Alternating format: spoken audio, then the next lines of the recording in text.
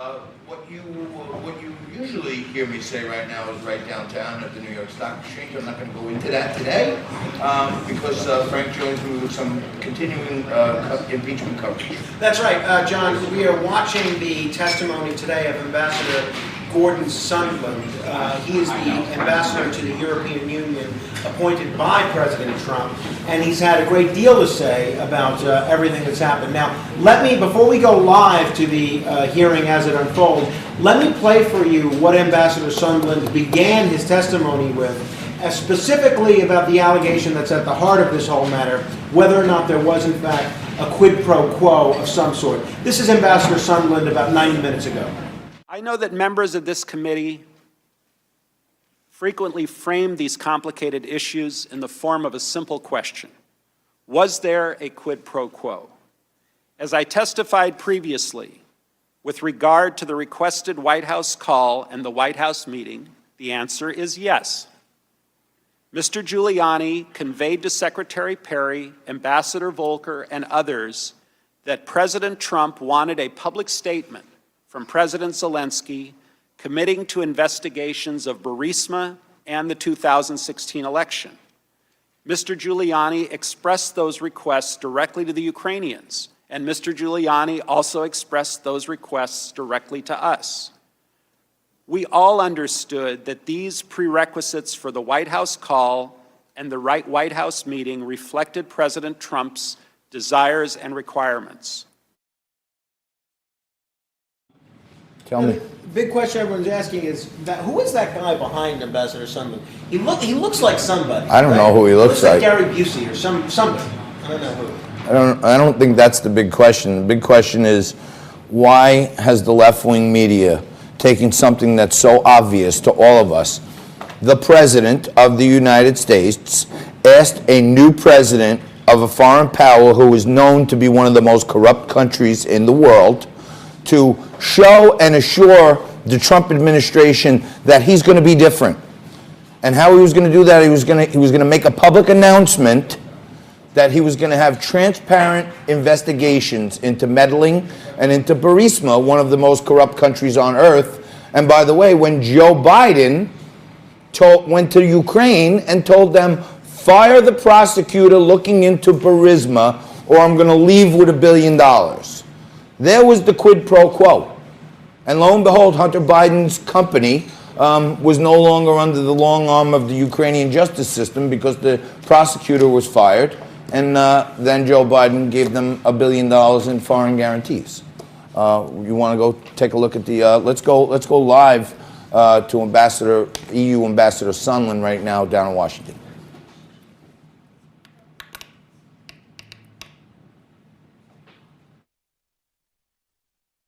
Not all of them. And there are lots of notes, records, readouts of calls, can't get to them. But you've also stated that you don't take notes, right?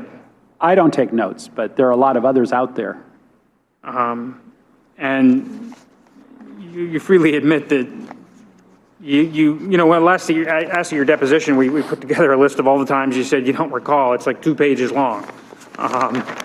So is that all? So, you don't, on a lot of these questions, I mean, there's nuance, there are ambiguities, and we don't have records, we don't have notes, and we don't have recollections, correct? Right. I mean, it's situational things that sort of trigger memory, especially when I'm dealing with the European Union, I'm dealing with the 28 member countries, I'm dealing with other countries that are not in the European Union that are part of my mandate, I'm dealing with the White House leadership. There's a lot of stuff to juggle. And as I said in my opening statement, a phone call for me with the President of the United States or the President of fill-in-the-blank country, while people who get a call like that maybe once in a lifetime, a call like that might be very memorable. They might remember every single thing about it. I'm doing that all day long, and I'm not saying it in a way of being braggadocio or anything like that, but it's part of my routine day. So all of these calls, these meetings with very important people tend to sort of blend together until I have someone that can show me what we discussed, what the subject was, then all of a sudden it comes back. I mean, we're trying to get to the facts here. We're trying to find out what actually happened, what's reliable, what's accurate. Bill Taylor kept notes. He brought a little notebook in his pocket at his deposition, and he held it up, and he says, when I'm not at my desk and I'm on the phone, I use this notebook. When I'm at my desk, I use a notebook. George Kent said he wrote just innumerable memos to the file. Catherine Croft, she testified that she didn't believe George Kent's notes would be accurate.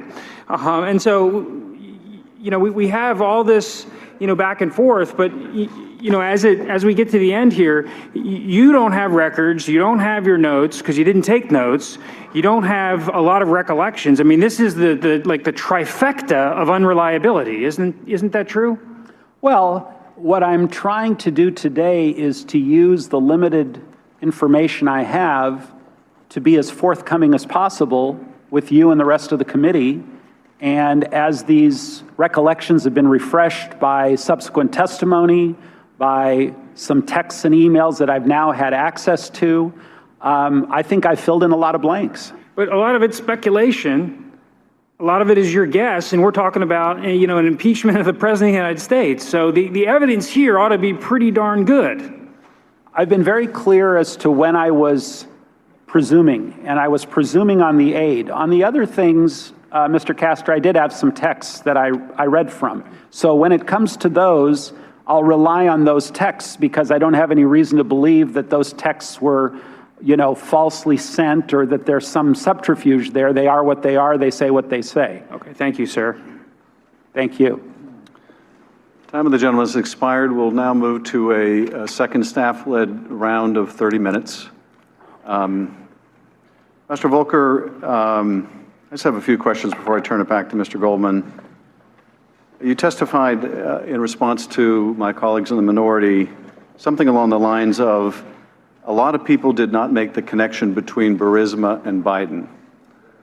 I think a lot of people have real difficulty understanding that. Tim Morrison testified that I think it took him all of doing a Google search to find out, oh, this is the significance of Burisma. It involves the Bidens. Are you saying during all this time up until the call you never made the connection between Burisma and the Bidens? You just thought that the president and Rudy Giuliani were interested in this one particular Ukrainian company? Again, my role, Mr. Chairman, was just to get the meeting.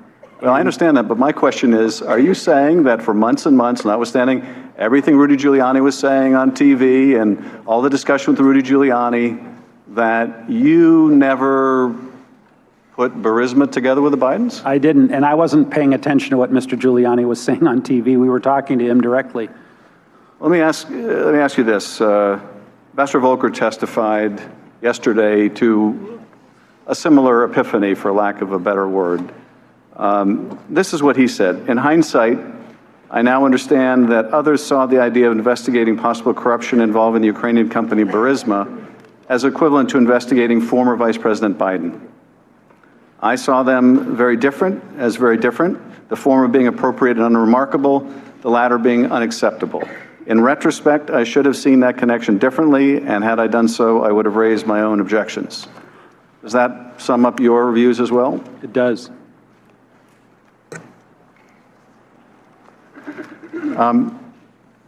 Now, I think you were asked a question with a bit of a incorrect premise by my colleagues in the minority about Fiona Hill saying that, referring to a drug deal between you and Mr. Mulvaney. It was Ambassador Bolton who made the comment that he didn't want to be part of any drug deal that Ambassador Sondland and Mulvaney were cooking up. No one thinks they're talking about a literal drug deal here or a drug cocktail. The import, I think, of the ambassador's comments is quite clear, that he believed that this bargain, this quid pro quo, as you've described it over a meeting, the investigations to get the meeting was not something he wanted to be a part of. What I want to ask you about is, he makes reference in that drug deal to a drug deal cooked up by you and Mulvaney. It's the reference to Mulvaney that I want to ask you about. You've testified that Mulvaney was aware of this quid pro quo, of this condition that the Ukrainians had to meet, that is, announcing these public investigations to get the White House meeting. Is that right? Yeah, a lot of people were aware of it, and Including Mr. Mulvaney, correct, and including the Secretary of State. correct. Now, have you seen the acting chief of staff's press conference in which he acknowledged that the military aid was withheld in part because of a desire to get that 2016 investigation you've talked about? I don't think I saw it live. I saw it later, yeah. So you saw him acknowledge publicly what you have confirmed too, that Mr. Mulvaney understood that 2 + 2 = 4. Is that right?